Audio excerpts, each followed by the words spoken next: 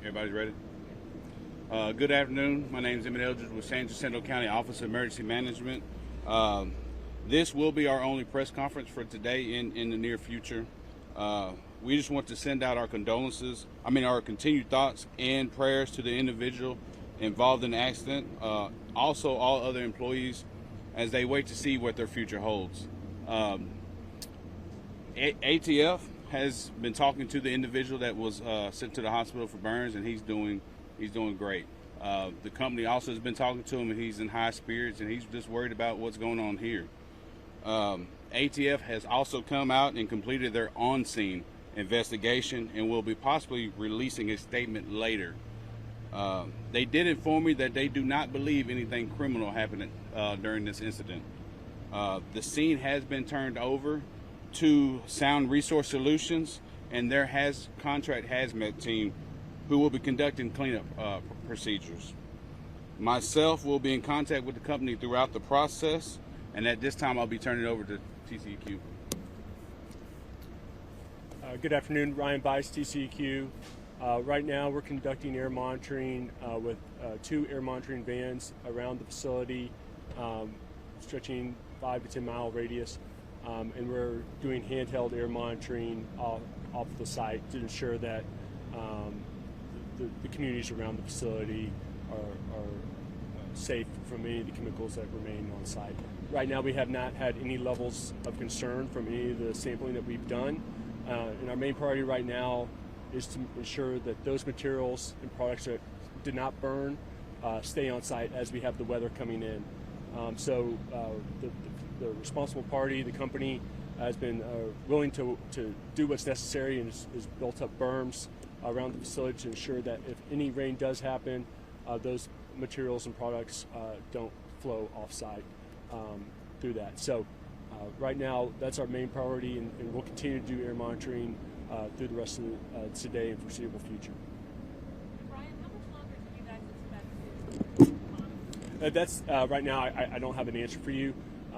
We're definitely committed to doing that for the rest of today and into the late afternoon, evening time.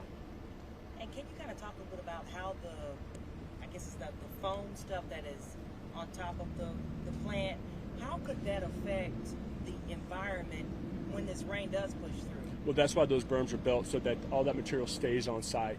There will be a remediation plan put in place that all that product will be disposed of and moved off-site into an authorized facility. Is there any residents who can smell the strong chemical odor that's in the air as you get closer to the plant? Are there any concerns for the people who live close by? That's why we're continuing to do air monitoring. Right now, our detection levels have not hit a point of concern that we would have to notify the emergency management coordinators to make decisions based on that. So right now, all of our detections have been very low off that site. And we still don't know what was possibly burning and may have been into the air. We still don't know. I know you guys don't have a detection right now, but do we know what may have been burning? All that will come out later on with ATF. So we're gonna have 5 more questions, then we'll have a closing. Okay, how long will it take to do that whole cleaning process? They have not gave us a time frame yet. That's why I'll be working with them throughout the next few days, and we'll be sending out social media updates as that time continues. Also, you can also send out an email to my office, and we'll give out updates through there. Do you know what some of the chemicals are in the runoff that you're trying to contain there on the property? Like I said, we don't have a full list. We know a couple of it. We know that one was alcohol, and then we'll be getting a list later on once ATF releases it. Say it again, please. Yes, ma'am. Yes, ma'am. That I do not know. Like I said, ATF advised me they will be giving me out a list later on today. Now, a question for TCQ, maybe you might be able to answer. Does this company have any previous record of violations? I don't have a specific answer for you on the previous records, but I can get that to you. They've been really willing to work to remediate the issues of the materials on site right now, and so that's our main priority, is to ensure that that product stays on site and is disposed of safely. Should residents be concerned about temperature from the water they received after the burning and the chemicals that were spilled? We're ensuring that all that product stays on site, and if not, then we could do sampling, and that plan would be put in place. But right now, we don't have any concerns of any of that materials going off site. Can you recap what caused this, and if anybody's likely to be fined or get in trouble for what happened? On the last part of that question, we do not have access to that information. Once again, that's up to EPA, OSHA, and all that. The first part to answer your question is that that's part of the investigation. Like I said, they don't think anything criminal happened. They just understand that while talking to the person that was operating the forklift, that there was an accident that happened. We got Chemicals fell off the forklift or it ran into some chemicals? that's part of the investigation. We don't know at this time. 2 more questions? What if residents do start developing, an itchy throat, their eyes start burning? Who should they obviously call 911? But who should they contact? Your office, or should the TCEQ be called?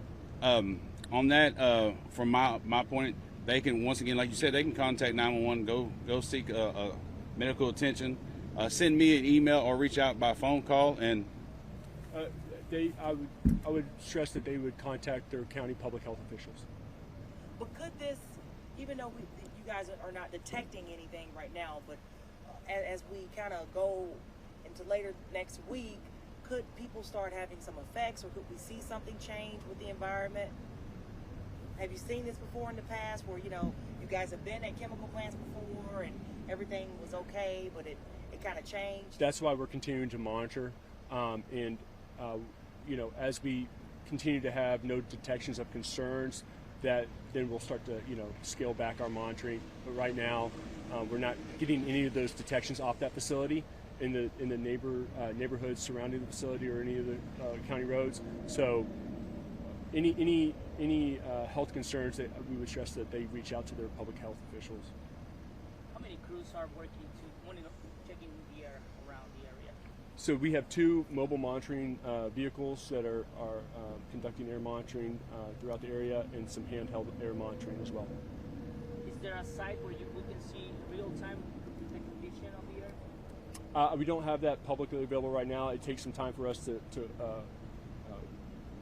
quantify those data points and ensure that their accuracy is there. So if you need that information, I can get that to you a little bit later.